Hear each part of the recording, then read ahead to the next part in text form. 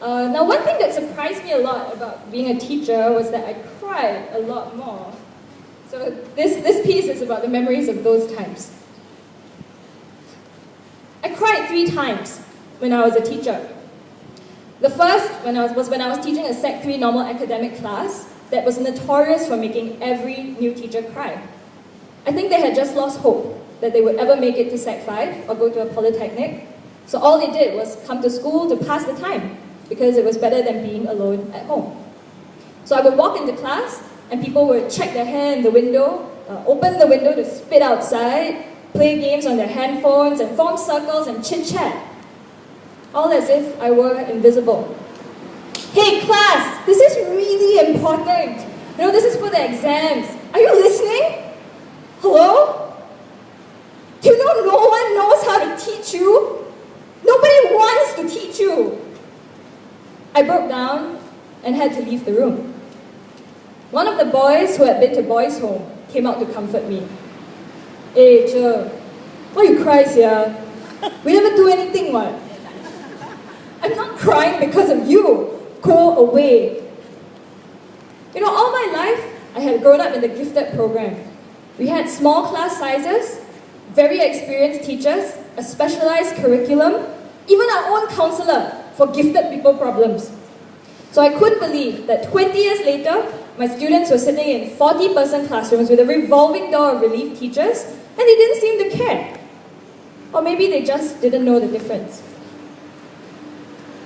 The second time I cried was when the mother of the naughtiest boy in this class came to school. I was really looking forward to this because I knew exactly what I was going to tell her. You know, I am really concerned about your son's behavior. He got all his friends to skip my class, and when I caught him with cigarettes, he stood on his table and lit the lighter. You know, this guy is going to be in serious trouble if we don't do something about this now. When I saw her, she was sitting outside the staff room with her face in tears.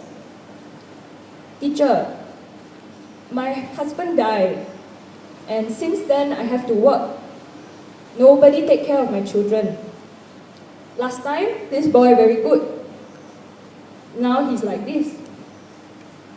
What can I do? I looked her in the eye and I said, your son is very clever. He just needs to work hard and then he will do well. You see, boy? All your teachers say the same thing. Why can't you work hard? That night I went home and cried because I realized I was just an English teacher. I couldn't resurrect the dead or heal a boy's broken heart. The third time I cried was 2 years later.